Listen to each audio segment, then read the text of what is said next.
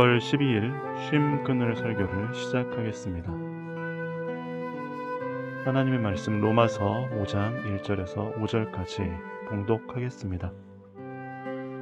그러므로 우리는 믿음으로 의롭다 하심을 받았으므로 우리 주 예수 그리스도로 말미암아 하나님과 더불어 평화를 누리고 있습니다. 우리는 또한 그리스도로 말미암아 지금 서 있는 이 은혜의 자리에 믿음으로 나아오게 되었으며 하나님의 영광에 이르게 될 소망을 품고 자랑을 합니다. 그뿐만 아니라 우리는 환난을 자랑합니다. 우리가 알기로 환난은 인내력을 낳고 인내력은 단련된 인격을 낳고 단련된 인격은 희망을 낳는 줄을 알고 있기 때문입니다. 이 희망은 우리를 실망시키지 않습니다. 하나님께서 우리에게 주신 성령을 통하여 그의 사랑을 우리 마음속에 부어주셨기 때문입니다. 아멘. 3위일체 주일 희망, 삶의 근거라고 하는 제목으로 쉼끈을 설교 전하도록 하겠습니다. 우리가 살아가기 위해서는 우리에게 희망이 필요합니다. 오늘보다 내일이 나을 거라는 희망, 현재 겪는 삶의 고통이 언젠가는 그칠 거라는 희망, 내일은 해가 뜰 거라는 희망이 없다면 삶을 지속하기가 참 어렵습니다.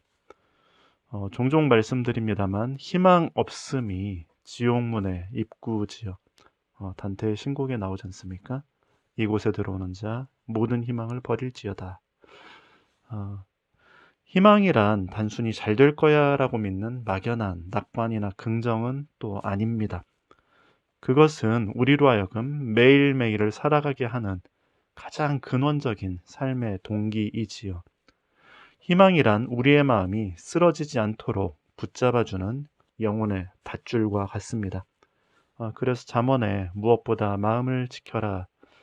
그 마음이 생명의 근원이기 때문이다 라는 말씀도 우리가 희망에 연관지어 생각해 볼 수 있지요. 마음을 지킨다는 것이 무엇입니까? 그것은 마음이 무너지지 않도록, 물론 이제 잠언의 내용들을 보면 마음이 악에 물들지 않게 마음을 정결하게 하고 순전하게 하는 것도 있습니다만 무엇보다 마음이 절망하지 않도록 희망을 품고 사는 것을 뜻하기도 하지요. 이 희망을 우리는 어떻게 갖게 되는 걸까요? 그저 만사를 낙관적으로 생각하고 무조건적인 긍정을 품고 사는 것이 희망일까요? 그런 희망은 사실 희망이 아닙니다. 근거가 없는 희망, 이것은 사실 희망이라 볼 수 없죠. 그런 희망들은 인생의 작은 풍랑에도 쉽게 무너지고 마는 우리를 실망시키는 희망입니다. 왜냐하면 그런 희망엔 전혀 그 희망을 지탱하는 근거가 없기 때문이죠. 희망은 어디에서 나오는 것일까요? 무엇이 우리로 하여금 삶을 살아갈 근거가 되게 하는 것일까요? 우리가 살아가기 위해서는 생존을 위해서 먹고 사는 이 어떤 생존의 그 몸의 본능적 욕구가 있지 않습니까? 이런 어떤 육체가 있는가 하면 우리의 내면의 욕구, 살아가기 위해서 심리적인 욕구가 있는데 그것은 바로 타자의 인정입니다. 누군가가 나의 존재를 인정해 줄 때, 그럴 때 삶을 살아갈 희망을 갖게 되지요.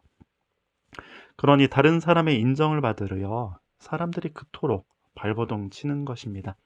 이것이 이제 심리학적으로 이제 인정 욕구라고 하지요. 인정 욕구는 생존에 있어서 가장 근원적인 욕구, 심리적인 욕구 가운데 하나지요. 저는 그래서 저 자신을 포함해서 사람이란 존재가 참 애처롭게 느껴집니다. 타인의 인정을 받기 위해서 그것을 받아야지만 살 수 있기 때문에 자기 자신의 가치를 끊임없이 구걸하는 존재, 그것이 인간이라는 것이 참 애처롭습니다. 우리는 우리를 힘들게 하고 우리에게 고통을 주는 대상에게서조차 인정을 받으려고 자신의 존재 가치를 증명하려 애를 씁니다. 그로 인해 고통을 겪는 것보다 인정 욕구가 좌절하는 것이 더 큰 고통이기 때문에 그렇습니다. 그 극단적인 예가 스톡홀름 신드롬, 스톡홀름 증후군이라고 하는 증세지요. 납치범이나 폭력을 가하는 가해자에게 우리가 두려움이나 증오를 갖는 대신에 애착을 갖고 때로는 그 납치범에게 동조해서 공범이 되기도 하며 또 자신을 가해한 사람을 변호하는 아주 기이한 심리 증상을 뜻하지요. 참 납득이 안 되는 정신 이상입니다만, 이상 심리입니다만, 이 정도는 달라도 우리 역시 종종 인정받으려고 우리를 힘겹게 하는 이들에게 비슷한 태도를 취할 때가 많이 있지요. SNS에 좋아요나 호의적인 댓글이 달리면 행복했다가도 싫어요나 악플이 달리면 죽을 맛입니다. 인정 욕구엔 뭔가 근원적인 결핍이 허기와 갈증이 있습니다. 채워지지 않는 인간 존재의 결여가 있습니다. 그것이 참 인간의 안타까움이지요. 주님께서는 우리를 있는 그대로 인정해 주십니다. 그것이 복음의 기쁜 소식입니다. 주님은 우리를 정죄하지 않고 판단하지 않고 인정해 주십니다. 그것이 주님께서 우리를 의롭게 하신다라고 하는 이 로마서 본문의 뜻이지요. 복음서에서 우리는 무수히 많은 주님과 만난 사람들이 그들의 이야기를 보게 되지요. 의롭지 않은 자, 결코 인정받을 수 없는 존재들, 그 시대의 유대 공동체에서 배제된 이들을 주님은 만나셨고 환대하셨으며 그들을 하나님의 자녀라 인정해 주셨습니다. 그것이 주님을 만난 이들이 의롭게 된 사건입니다. 고아와 과부들, 가난한 이들, 나그네 된 이들, 세리와 창녀, 병들고 외면당한 이들은 모두 인정 욕구를 도무지 해결할 수 없는 존재의 좌절을 겪는 이들이었지요. 그런데 주님은 그들을 한 사람 한 사람 품으셨습니다. 그들을 향한 주님의 언어는 괜찮다, 안심해, 두려워하지 마라, 너의 죄를 사한다, 너를 정죄하지 않는다 였습니다. 어쩌면 이 말들은 우리 인간이 그토록 애쓰고 노력해서 끝내 듣고 싶은 그런 말들 아니겠습니까? 너는 괜찮다, 안심해라, 두려워 말아라. 우리가 예수 그리스도를 경험한다라는 것은 우리가 아무리 애쓰고 노력해도 도달할 수 없었던 그토록 우리 자신의 생존을 위해 필요했던 심리적인 욕구인 인정을 받는 것입니다. 주님은 우리에게 그 어떠한 것도 요구하지 않으시며 그저 우리의 존재 그 자체를 원하실 뿐입니다. 너로서 족하다. 너 자체를 비록 비루하고 누추한 존재일지라도 그 모습 그대로를 나는 사랑하고 받아들인다 라고 주님은 말씀하십니다. 주님이 우리를 받아들이는 그 자체가 그래서 바로 우리가 의롭게 된 사건이지요. 그래서 주님 안에 생명이 있는 겁니다. 인정의 경험이란 내가 인정받았다라고 하는 이런 경험은 삶을 살아갈 희망을 줍니다. 인생의 그 무수히 많은 고난 속에서도 받아들여짐, 인정받음이 이 마음에 있는 사람은 삶을 견디어 나갈 줄 압니다. 그것이 그들의 인격을 파탄내지 않고 오히려 더 성숙시키기도 하지요. 여전히 희망을 지닌 사람으로 삶의 어려움을 여유롭게 바라볼 줄 아는 너그러운 사람이 되게 합니다.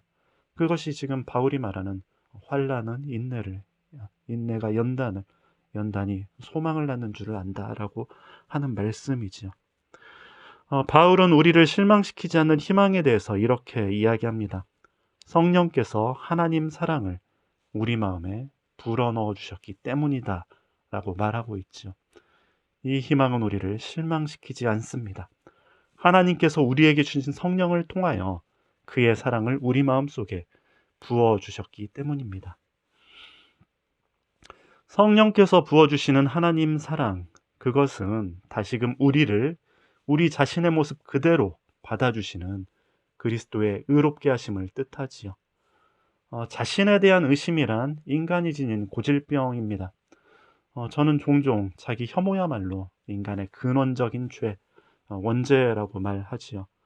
내가 나에 대해서 의심하고 부정하는 것, 그것을 벗어나려 타인에게서 그토록 인정받고자 하는 것이 인간의 불행입니다. 왜 타인에게 인정받으려 합니까? 내가 나 자신을 인정하지 않기 때문에 그런 거죠. 다른 사람이라도 너라도 나는 도무지 나를 인정할 수 없으니, 나를 혐오하니, 나를 부정하니까 당신이라도 나를 좀 인정해 주시겠습니까? 이런 겁니다. 성령께서는 그런 우리에게 끊임없이 그리스도를 상기시킵니다. 주님이 만난 사람들의 이야기, 복음의 이야기를 우리 자신에게 끊임없이 성령께서는 들려주시는 것이죠. 거부당하고 외면당한 이들을 예수님이 어떻게 받아주셨는지, 그래서 우리가 삶의 고난 속에서 힘겨워서 나 자신에 대해서 의구심이 생길 때마다 여전히 내가 그리스도 안에서 받아들여지고 있음을 성령께서는 일깨워 주시는 겁니다. 타자에 대해서 참 잔혹한 세상입니다. 세상이 인정과 환대의 말 대신에 타자를 부정하는 이 다툼의 말이 강하면 강할수록 우리의 영혼은 희망을 갖기 어렵지요. 제가 예전에 다녔던 참나무교회라고 하는 교회에서는 그 예배 도중에 서로 인사를 하는데, 그 가운데 5가지 인사를 하는데 그 가운데 당신은 나의 희망입니다 라는 말을 합니다. 지금 생각해 봐도 참 좋은 인사입니다. 누군가가 나의 희망이라는 것, 그리고 내가 누군가의 희망이 된다라는 것, 성령이 우리에게 부어주시는 하나님 사랑이 이것이지요. 누군가를 믿어주고 존재를 세우며 위로하는 것, 그것이 주님이 우리에게 전하라 말씀하신 복음의 소식입니다. 여러분 한 사람 한 사람이 이 냉혹한 시대의 희망이 되시길 빕니다. 판단과 정죄를 그치고 삶에 지친 이들을 존재 그 자체로 받아주고 인정해주는 하나님 사랑을 전하는 분들이 되시길 빕니다. 기도드리겠습니다.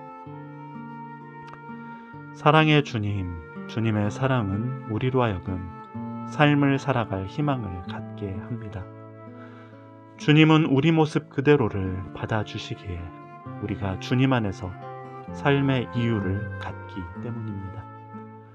험악한 이 세상에서 저희로 하여금 성령의 위로를 전하는 희망의 사람이 되게 하소서. 아멘.